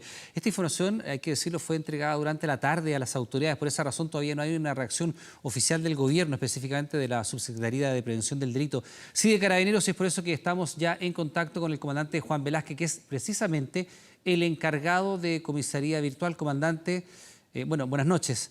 Lo primero, preguntarle cuál es la reacción que ustedes tienen como institución para evitar este tipo de desprolijidades y qué explicación se le da a la ciudadanía sobre estos más de 2.000 contagiados que recibieron permisos. Hola, Iván, muy buenas noches. Primero que todo, señalar que Comisaría Virtual es una plataforma que nació en su origen en el año 2019, con el objeto de entregar otros servicios y no precisamente responder a una pandemia que nadie, absolutamente nadie, esperaba que llegara, ¿ya? Pues bien, dicho eso, Iván, el día 20 de marzo, nosotros fuimos requeridos por la Subsecretaría de Prevención del Delito con el objeto de poner a disposición la plataforma Comisaría Virtual.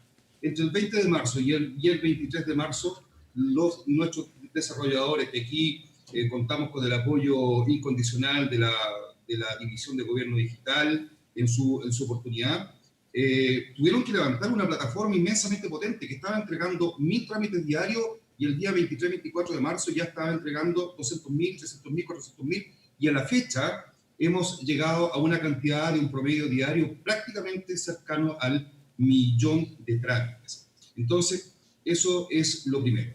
Ahora bien, partiendo por la observación en relación a la situación COVID, efectivamente, nosotros sabíamos que debíamos hacer una interoperabilidad entre la base COVID y la comisaría virtual. Sin perjuicio a ello, cuando usted genera una plataforma de la noche a la mañana, cuando usted hace una plataforma de la noche a la mañana, tiene que ir incorporando las mejoras paso a paso, ¿ya? Entonces, en esos momentos, al inicio de la entrega de servicios, de permisos temporales, individuales, salvoconductos o permisos para poder circular en situación de pandemia, ya no estaban dados los estándares de seguridad necesarios para que la plataforma respondiera ante una eventual vulnerabilidad, y esos datos que son confidenciales, secretos, personales de las personas que están en situación COVID, ya no quedaran al descubierto. Entonces, siempre estuvo dentro de nuestras prioridades tratar de soslayar esta situación, ¿ya? Pues bien, efectivamente, dentro de ese periodo fuimos auditados por la Contraloría General de la República, y claro, son 1.700 infracción de personas, pero cuando uno habla de esto, yo invitaría a Iván a ver quizás la parte del vaso medio lleno. Comandante, perdón que lo interrumpa, es que efectivamente sí, uno puede mirar el vaso medio lleno y ver la cantidad de millones de permisos que se han entregado, pero acá hay una situación que tiene que ver con la salud pública, porque efectivamente nosotros también vemos el vaso medio lleno y vemos que la mayor parte de la población del país está acatando las cuarentenas, pero también tenemos que mostrar aquella parte media vacía del vaso, que es cuando la gente no cumple con las cuarentenas, cuando hacen fiesta, cuando salen en helicóptero a la playa, cuando hay empresas que adulteran los permisos de las direcciones de los trabajadores, para que sigan funcionando. Entonces, efectivamente, Comisaría Virtual ha dado un soporte relevante durante la pandemia, pero de acuerdo a la Contraloría se entregaron más de 2.000 permisos a personas contagiadas. Entonces, la pregunta que yo le hacía es, qué explicación se le da a la ciudadanía por estas fallas y además, viendo si usted quiere la parte de aquí en adelante, cuáles son las mejoras que la institución va a introducir a este sistema que tiene que seguir funcionando y tiene que tener además la credibilidad de la ciudadanía. Es decir, si yo voy a pedir un permiso a comisaría virtual, tengo que creer que está funcionando de manera normal y que la persona con la cual me voy a encontrar en la calle y que tiene un permiso sacado en comisaría virtual no está contagiado con COVID-19. Iba precisamente para allá, Iván, a cuáles son las mejoras que se han realizado, ¿ya?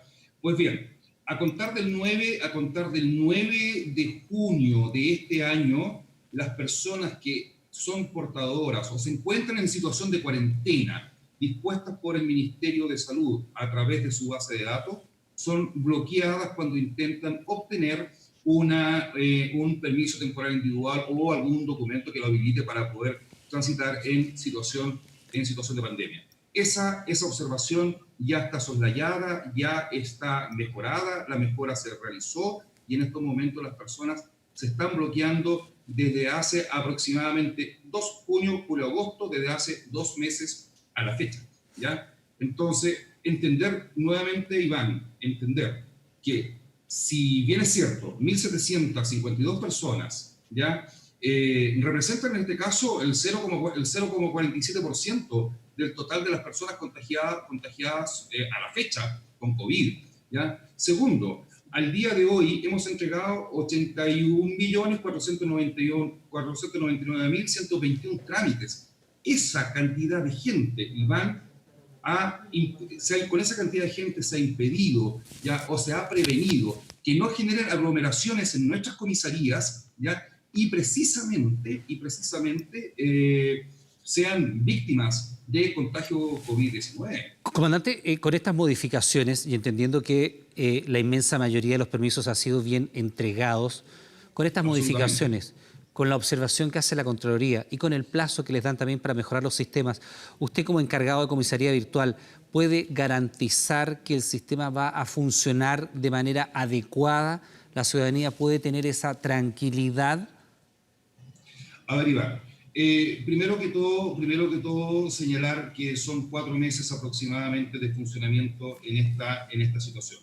Y hemos realizado mejoras y estamos realizando y seguimos realizando mejoras. Escuchaba en el reportaje también respecto al mal uso de la cédula de identidad. Pues bien, ya inclusive hemos sido criticados, ¿ya? Durante esta última semana porque hemos complejizado el sistema, ¿ya? En el sentido que en conjunto con la Subsecretaría de Prevención del Delito se adoptó la medida de que el ingreso a comisaría virtual sea con clave única, ojo, no solamente con clave única, sino que también con una clave local que se entrega en comisaría virtual. Y aquí un llamado a las personas, que no es necesario generar aglomeraciones de público en el registro civil para obtener su clave única, sino que desde la tranquilidad de su casa también puede obtener una clave local, tal cual como lo hace cuando ingresa por primera vez como cliente de un banco, como cliente de una casa comercial. Comisaría virtual le va a entregar esa clave en subsidio de la clave única, la cual genera interoperabilidad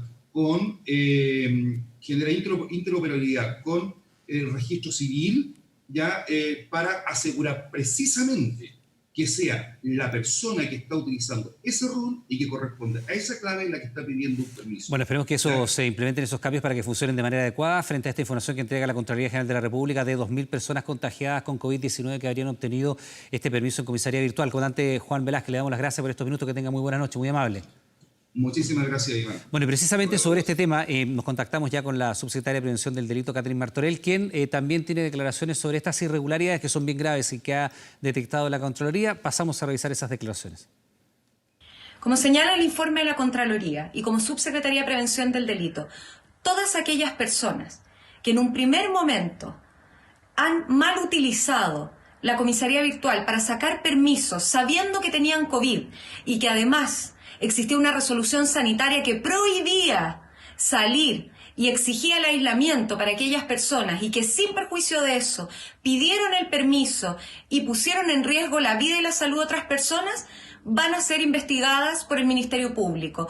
Todos los antecedentes que nosotros tenemos van a ser entregados a la Fiscalía para que se realicen todas las investigaciones que sean necesarias para que estas personas enfrenten la responsabilidad por los hechos que cometieron. Y continúan los ataques incendiarios en la zona sur de nuestro país. En Tirúa quemaron cabañas de veraneo. En la zona rural de Padre Las Casas, encapuchados arrasaron con 17 camiones y maquinarias, dejando sin su fuente laboral a medio centenar de trabajadores, en su mayoría provenientes de comunidades mapuche.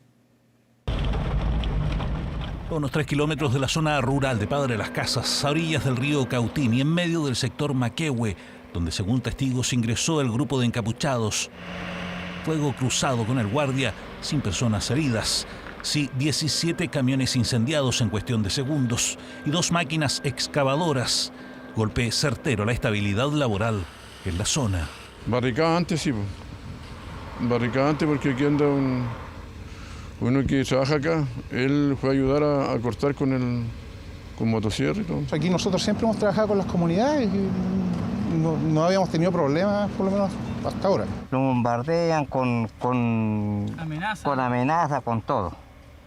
Entonces ya estamos cabreados ya de esta vida, que ya no es vida ya. Po. ¿Pero ustedes también son miembros de la comunidad mapuche? ¿No? Somos miembros de la comunidad mapuche. Quedamos sin pega ahora y no sé qué irá a pasar con nosotros ahora. Quedamos sin pega. Mal hecho, lo que hacen, porque a la final lo dejan sin trabajo nosotros. Tristeza, pena, como se lo hacen quemado en nuestra casa, que lamentablemente era nuestra segunda casa, segundo hogar. De esto dependíamos más de 70 personas que trabajábamos acá. ¿Qué dicen los panfletos? Se refieren a la subestación eléctrica de Metrenco también y a la huelga de hambre de los presos mapuche. En el balneario de Quidico, en la comuna de Tirúa, en la provincia de Arauco, nuevamente se destruyeron cabañas de veraneo, desatando la ira de sus habitantes. Acabamos de sufrir otro ataque incendiario aquí en la localidad de Quidico, comuna de Tirúa, con las cuales suman la cantidad de 36 casas quemadas en el radio urbano de la localidad de Quidico, comuna de Tirúa, vuelvo a reiterar, y ya basta. Eso mientras entre Contulmo y Cañete se incendiaron estos vehículos luego que Carabineros impidiera el avance de una marcha que había sido planificada en la frontera entre la Araucanía y el Biobío. En la provincia de Arauco, en tanto, se registraron comuneros mapuches detenidos en medio de la toma del municipio de Tirúa, todos hechos condenados por el gobierno, más cuando se propician mesas de diálogo. Pese a la negativa del alcalde de solicitar el desalojo, nosotros desde el Ministerio del Interior tenemos la obligación de restituir ese bien público para ponerlo al servicio de la ciudadanía. Es en ese lugar donde la gente experimenta el Estado al servicio de ellos. Aquí había que privilegiar el diálogo, el entendimiento ante el hecho de la toma de la Municipalidad de Tirúa. El intendente, yo creo que agrava más la situación todavía cuando me acusa a mí de que prácticamente en vez de ayudar a recuperar la municipalidad como edificio, estoy asusando a la gente. Los diálogos, sin duda, en esa zona del país, que no solamente la región de la Araucanía, sino que también parte de la provincia de Arauco y otras, tenemos problemas políticos que sin duda tenemos que abordar, pero la violencia no es el camino. Sin seguros comprometidos, ni mucho menos cámaras de seguridad, los afectados lamentan no poder reactivar la empresa de extracción de áridos, esperando que sea la PDI y la Fiscalía los que determinen la autoría de quienes únicamente dejaron panfletos alusivos a la huelga de hambre mapuche y a la organización Huaychán Aucamapu, Rebeldía y Lucha por la Tierra. Y siempre en este tema, el ministro de Justicia, Hernán Larraín, convocó para este viernes a una reunión con los voceros de los comuneros mapuches en huelga de hambre.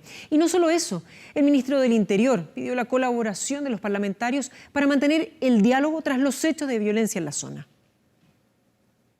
Hechos y situaciones que han marcado la última semana en la Araucanía. Un tren descarrilado en Ercilla, ataques a agricultores en la zona y un tenso y violento momento en Curacautín. Su municipalidad fue tomada por comuneros mapuches y en respuesta un grupo de civiles reaccionó en forma repudiable. La tensión aumentó y la premisa hoy es buscar soluciones y descomprimir el ambiente. No tenemos ninguna intención de no conversar con alguien en específico. El único límite es que no sea una persona condenada por delitos graves por los tribunales de justicia. Palabras del ministro del Interior en una sesión especial citada por el Senado para analizar la situación en la Araucanía. Víctor Pérez aludiendo a una de las principales demandas de los manifestantes, que exige la liberación de aquellos comuneros mapuches que se encuentran en la cárcel y que se mantienen en huelga de hambre desde hace algunos días. Diversas fueron las posturas de los parlamentarios ante los hechos de violencia en la zona. Cuando pasamos la línea roja de creer que la violencia es un método legítimo, destruimos la democracia. Si hay un desenlace fatal de un preso mapuche, esto puede generar una escalada, una inestabilidad muy profunda. No se puede ceder al chantaje. Verdaderos grupos paramilitares se ufanan de tener el control de los distintos territorios. Me resisto a que el Estado de Chile siga siendo un Estado violentador, que quiere ir por la vía de la lógica militar, enfrentar el proceso que se está viviendo en la Araucanía. Se recalcó que se debe distinguir entre quienes se manifiestan pacíficamente y los responsables de actos violentos. En cuanto a las huelgas de hambre, la postura del gobierno es clara. No creemos que a través de una huelga de hambre sea posible cambiar o alterar o modificar una resolución de los tribunales de justicia. Por el gobierno, uno de los roles protagónicos lo asumirá por estos hechos el ministro de Justicia. Hernán Larraín, de hecho, convocó a los voceros del MAPS y Celestino Córdoba a una reunión vía Zoom para este viernes en la mañana. Lo mismo con los voceros de los presos en Angol. Hemos invitado directamente a ellos para el día de mañana a una reunión con el ministro de Justicia y Derechos Humanos para abrir instancias de diálogo para seguir conversando respecto de distintas propuestas que pueden estar relacionadas en temas penitenciarios. El intendente de la Araucanía, Víctor Manoli, también convocó a una reunión este viernes a los exintendentes de la zona para buscar soluciones al conflicto. La voluntad de diálogo existe, la idea es no armar una mesa de trabajo, sino que una reunión informativa donde intercambiemos opiniones. Ellos tienen mucha experiencia, todos han vivido situaciones distintas. Todos estos exintendentes no hicieron lo que debieron realizar en el ejercicio de sus funciones. Por tanto, esta reunión yo le denominaría la reunión de los exintendentes fracasados de la Araucanía. Hasta el momento, el único que rechazó la invitación fue el exintendente y actual senador de C, Francisco Huenchumilla, quien tampoco participó de la sesión especial del Senado. Debo declinar la invitación porque creo que esa instancia no va a dar ningún resultado concreto para resolver la situación de la Araucanía. Durante este jueves, diversos peñis llegaron hasta la Intendencia para entregar una carta al gobierno en la que solicitan participar de las mesas de diálogo para así dar solución al conflicto. Uno que data desde hace décadas y que hasta ahora no ha tenido solución en la región de la Araucanía.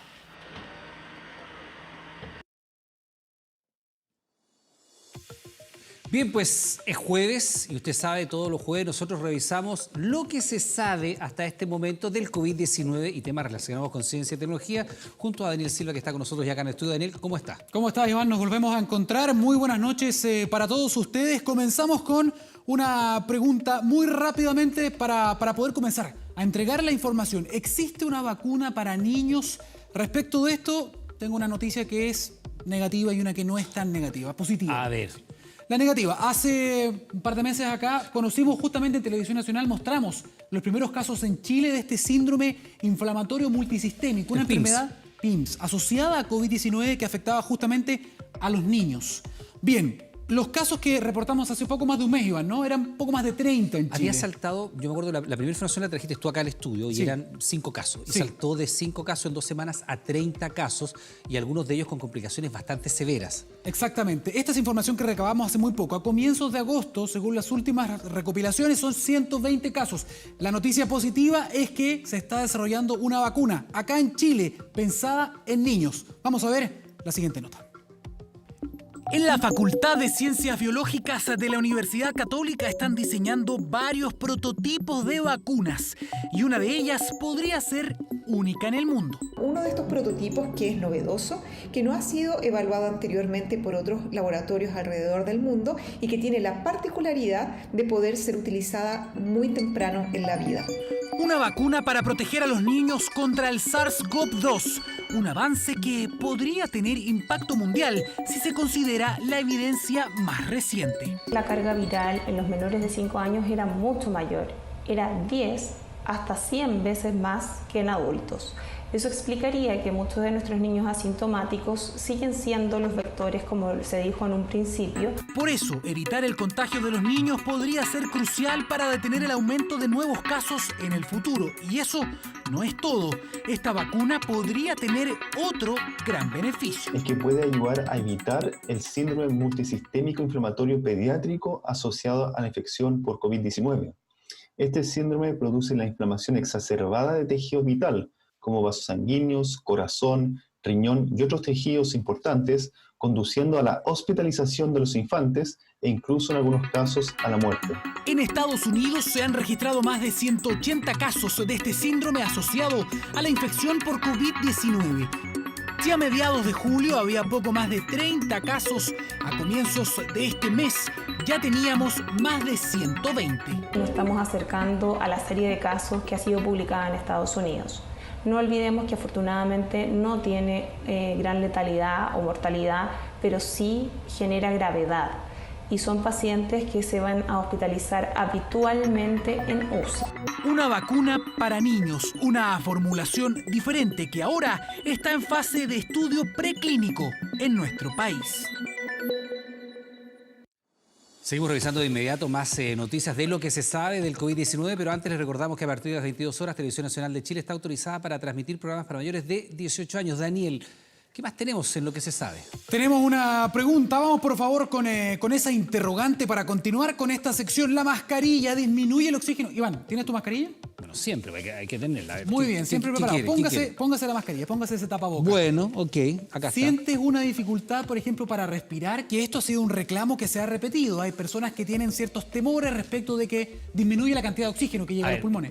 Claramente no encuentro que sea más fácil respirar con la mascarilla puesto. Yo diría que puede tener razón esa gente, ¿no? Efectivamente hay una barrera de ingreso por las vías respiratorias. Hay una información que se ha repartido en redes sociales respecto del daño justamente de ese artefacto que está viendo en pantalla. Para matar este mito, para enfrentar este mito, un médico irlandés hizo un video muy especial que los invito a revisar y aprovechamos también de describirlo junto a Iván Núñez. ¿Qué fue lo que hizo este médico irlandés?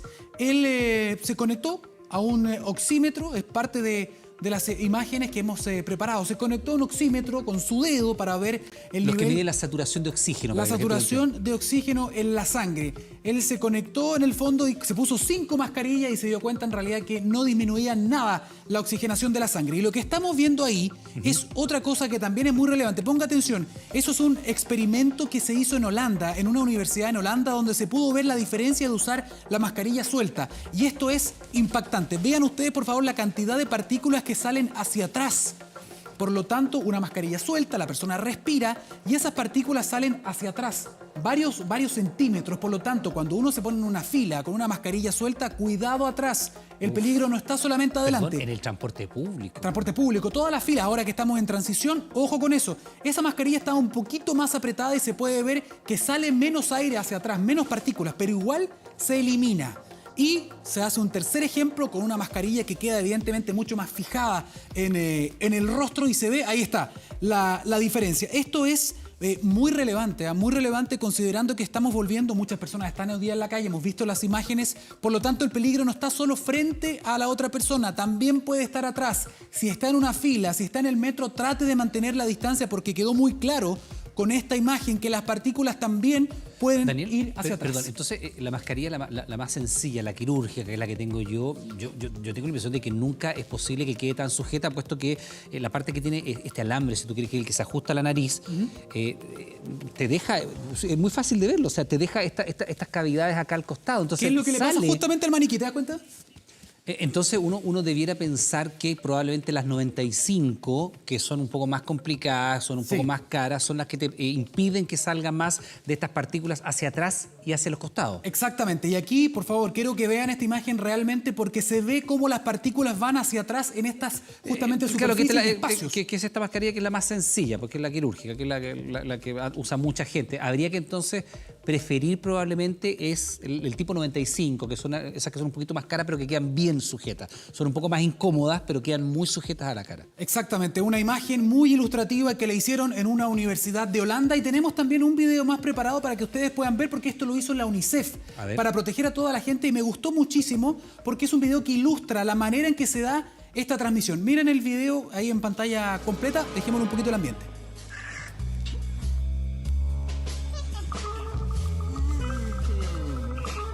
Está sin mascarilla. Está infectado. La persona que está al lado tiene mascarilla, pero mira, la tiene mal puesta. Sí, claro, la nariz, pues la tiene descubierta. Se descubre la nariz. Y aquí viene lo interesante. Vienen dos personas, según este video que hizo la UNICEF. Madre e hija, aparentemente. Madre e hija con sus mascarillas. Llegan estas partículas virales, intentan. Muy didáctico. Es muy didáctico el video. Está para niños, pero se ha compartido muchísimas veces y creo que es una herramienta fundamental. Ya, y después desecharla. Interesante. Desecharla o lavarla. Perfecto. Esta que tenemos nosotros, que es desechable, se va ahora a la basura de inmediato. Perfecto. Y hay que recordar que esto hay que lavarlo porque esto es desechable. Lave las mascarillas que estas de género que se pueden reutilizar, lávelas. La Las otra de papel, tiene que botar, pues. hay que botarlas. Son desechables. Este es un video que compartió la UNICEF y también protegerse. Recuerden, lo dijo la OMS. Ojalá lo que puedan con los ojos. Antiparras también son necesarias porque también es un punto de entrada de este virus. Avanzamos en lo que se sabe con otra información. Lo hemos dicho todas estas semanas. Hay muchas noticias que tienen que ver con vacunas. Vamos entonces con esa pregunta, con la pregunta que está a continuación, y vemos dos vacunas interesantes que quizás no han llamado tanto la atención. Hemos hablado de las que van más adelantadas, sí, ¿no? La de Sinovac. La de Sinovac, la de Oxford, la de Rusia. También acá vemos dos muy interesantes, la de Novavax de Estados Unidos y también la vacuna de Janssen. Esta vacuna me voy a detener en esta información. ¿Qué particularidad tiene? Tiene una particularidad que ya se publicó en Nature los resultados de los estudios preclínicos en modelos animales, en simios, en monos en este caso,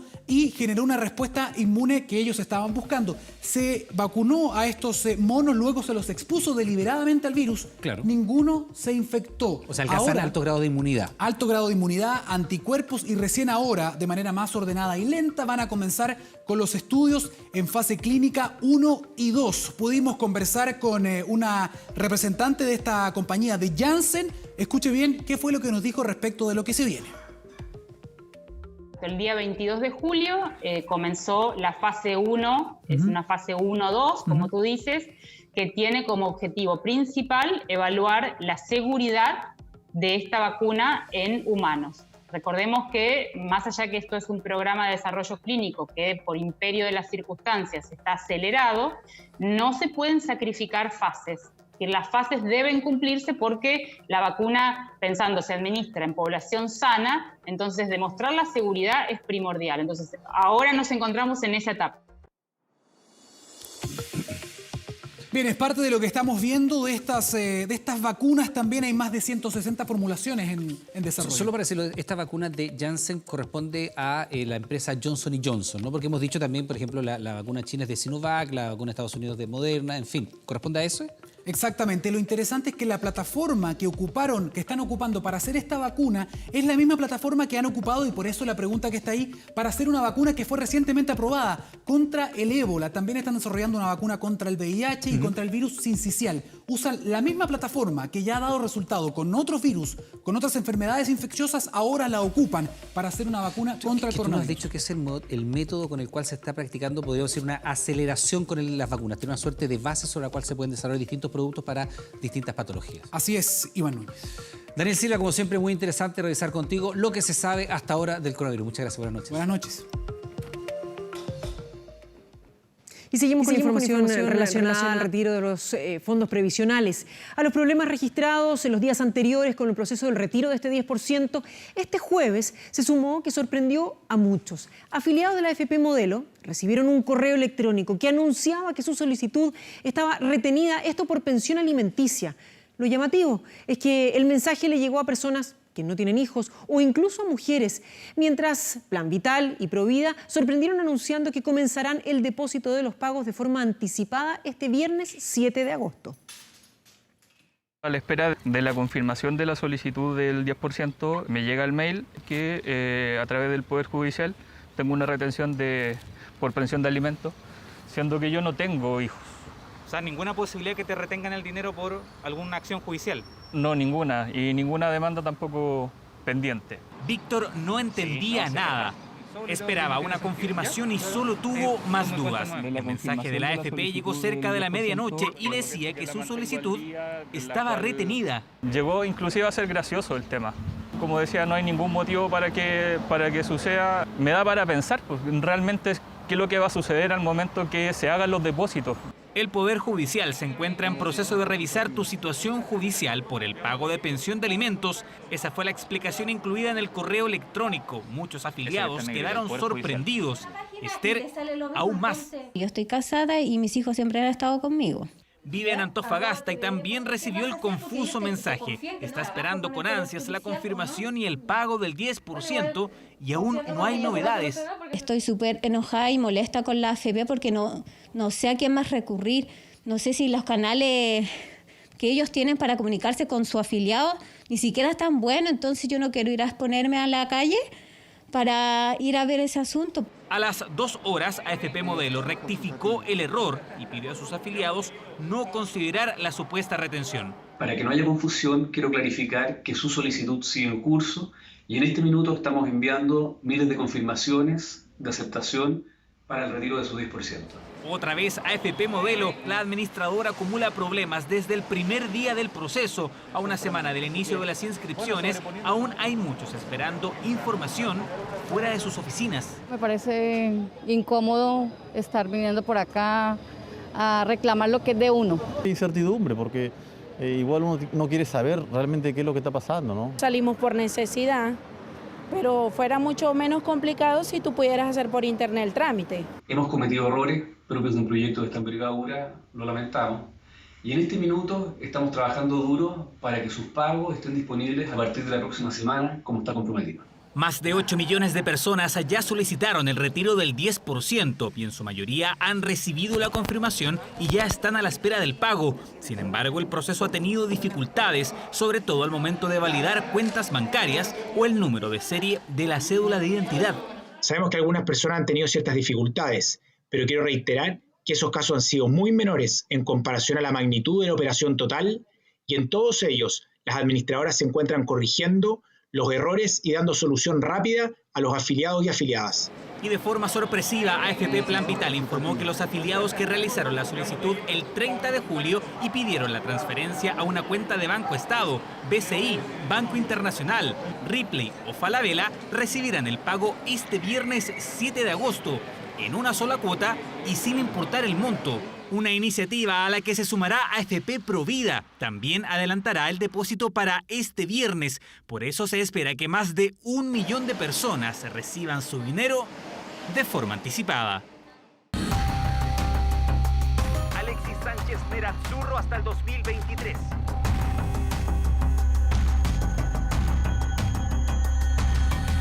Este miércoles se había adelantado y hoy se hizo oficial. Alexis jugará en el Inter de Milán hasta el 2023. Será el tercer salario más alto tras Romelu Lukaku y Christian Eriksen. ¿Cómo les va? ¿Cómo está? Buenas noches. Hablando en un perfecto italiano, el chileno agradeció al club y a los hinchas por esta nueva oportunidad. Ahora Alexis va por la Europa League.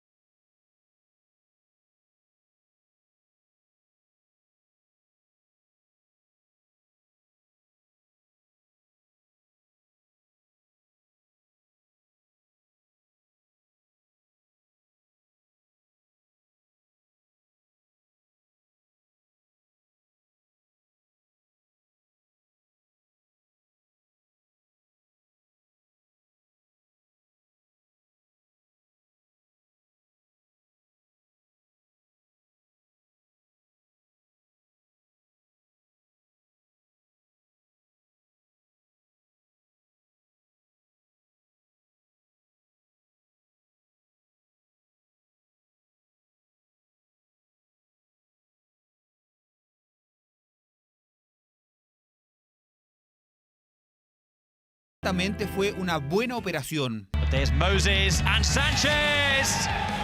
2-0. Clave para que Inter se decidiera fue el gran nivel mostrado por Sánchez tras el receso por la pandemia. 3 goles y 7 asistencias y mostrando una faceta de liderazgo que el cuadro lombardo necesitaba. Ha sido un gran partido de Alexis, para mí el mejor de la cancha. Alexis hace todo bien, Le va a pegar a Alexis Sánchez, para mí el mejor jugador de Inter, Lo merecíamos, ya que lo trajimos en el peor momento de su carrera, sufriendo una lesión. Inter ahora puede disfrutarlo. Mis aplausos para el club. Credo che la voglia di restare qua mi ha trovato una famiglia, un staff, in generale tutti. Creo che hanno la voglia di vincere qualcosa, di lottare por qualcosa per este club. 3 temporadas más estará Alexis en Lombardía, el lugar donde nuevamente volvió a disfrutar de su profesión, donde se reencantó con el fútbol y donde quiere volver a ser el niño maravilla. Sono contento di stare qua con voi, qua per vincere qualcosa e un abbraccio grande del Nino. Ciao.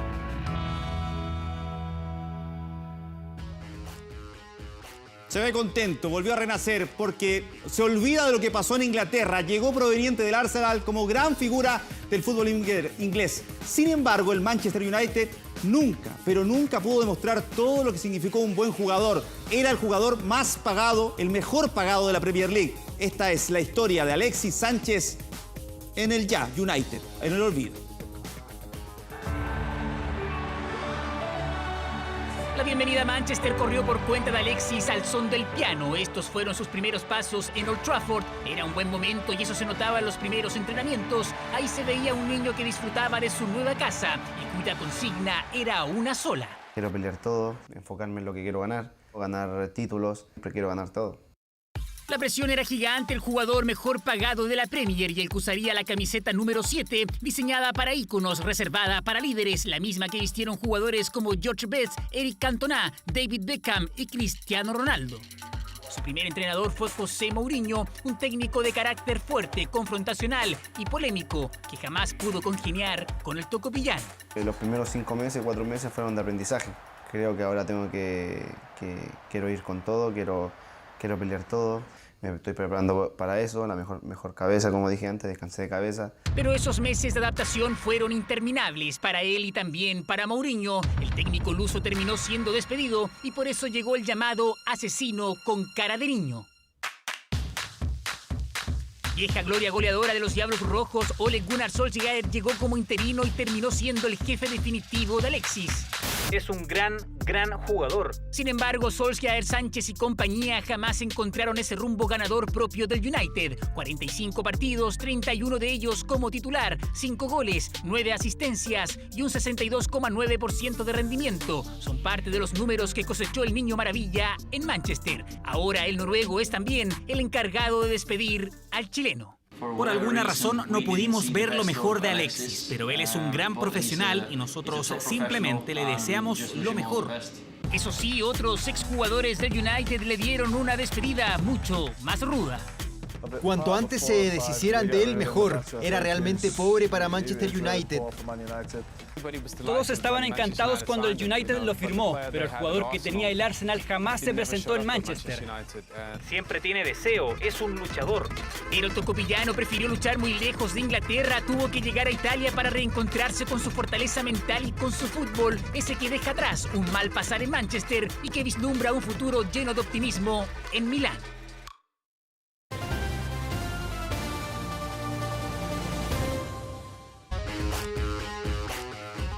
Y estamos de regreso. Los casos positivos de COVID tienen complicada la NFP, que este viernes tendrá Consejo de Presidentes. Allí, la Comisión Retorno expondrá la fecha tentativa para el regreso, posiblemente del fútbol chileno, a fin de mes. A contar del 15 de agosto, los equipos van a estar preparados para iniciar la competencia. Y claro, Pablo Milad, presidente de la ANFP, habla de fechas, pero no de una para el retorno de la competencia.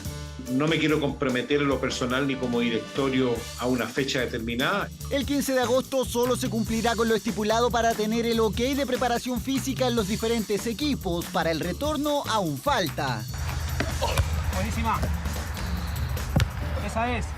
Y con ello listo ya se pueden ir analizando fechas, eso sí, todas supeditadas a lo que diga la situación sanitaria del país. Esto tiene que ser consensuado con la autoridad sanitaria. Este viernes en Consejo Extraordinario de Presidentes la Comisión Retorno expondrá y también se mencionaría la probabilidad de retornar el 28 de agosto. En la medida que los protocolos se respeten, tendremos un proceso más seguro de vuelta al fútbol. Aún no hay fecha oficial, todo está supeditado a lo que la autoridad determine. Pese a ello, el mundo fútbol no pierde la ilusión. Si esto nos lleva a fin de mes, bueno, es un tema de salud especialmente y tenemos que ajustarnos y acatarlas, ¿no? Pero mientras antes empecemos a pensar en un retorno, para mí es lo mejor. El retorno a la competencia aún no tiene fecha y pese a los positivos de COVID que se han conocido, el plan sigue en pie. El plan de retorno se mantiene inalterable. Al inicio del campeonato se va a jugar la fecha normal de la primera B y los partidos pendientes de la primera A para llegar posteriormente a normalizar el campeonato. A los clubes del fútbol chileno les queda solo mantener y seguir los protocolos sanitarios. El fútbol chileno sigue esperando por el regreso. Y vea este hermoso gesto que tuvo el plantel de Antofagasta, que hizo un alto en sus entrenamientos para regalarle una camiseta a Gabriel, una de las hinchas fanáticas que las acompaña a todos los entrenamientos que ellos tienen. El saludo incluyó el canto de feliz cumpleaños, que lo recibió feliz. Por cierto, a esa hincha Puma que tuvo este hermoso gesto, su plantel adora. Ahí está el regalo de la camiseta para Gabriel. Con este hermoso gesto finalizamos el bloque deportivo de hoy. Pausa comercial, pero usted continúa informándose en 24 Horas Central. Que esté muy bien. Buenas noches.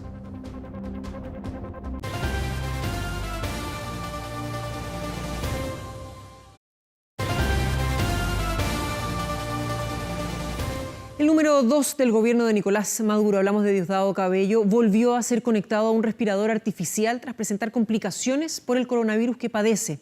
Según informaron medios estadounidenses, el presidente de la Asamblea Nacional Constituyente de Venezuela nuevamente debió ser asistido con oxígeno después de que su estado de salud, que se mantiene en reserva, se complicara en las últimas horas.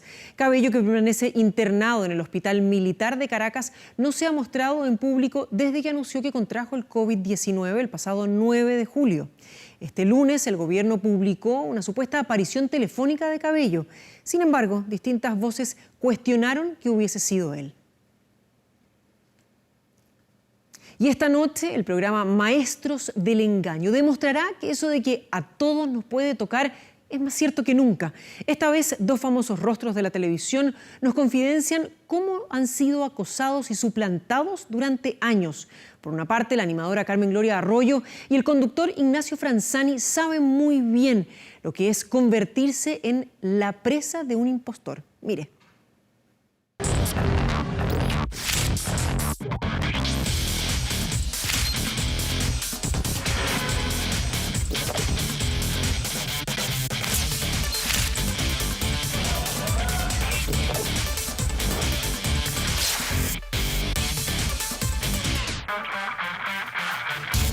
Maestros del engaño.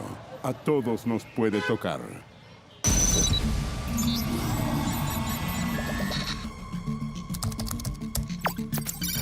Es un galán cibernético que lamentablemente ha hecho una duplicidad y una suplantación de identidad brutal. Pero mira, fíjate, los me gusta son Andrea, Mariana, Luchi, Ingrid, Melissa, Sole. Lo bloqueé, le pregunté por qué hizo eso. Yo ya lo había eliminado de todo y ahí fue cuando me contó todo. Y me bloquea el celular de nuevo. Entonces, mi rabia era así ya nivel Dios. Y además empecé a sentir algo que no se me había ocurrido. Miedo. Señorita, disculpe por lo que hice. Quiero decirle, yo sé quién fue la persona. Él me pagó para hacer esto. Espérate.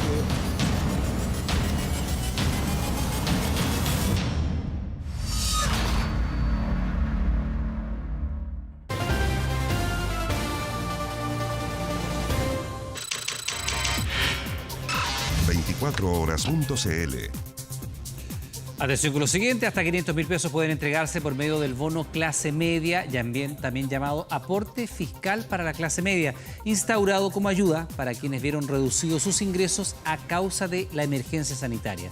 En 24 Data usted encontrará todos los montos que se entregan según los ingresos y también otros datos que son claves para todo este proceso. Ingresa a 24horas.cl y allí puede revisar todos los detalles. Bien, pues estamos terminando las noticias. Como siempre, le damos las gracias por estar junto a nosotros. La invitación es que permanezcan en nuestra sintonía. Ya llega para revisar lo que pasó un día como hoy, Momentos TVN, y luego un nuevo capítulo de Maestros del Engaño. No se lo pierda, que tenga muy buenas noches.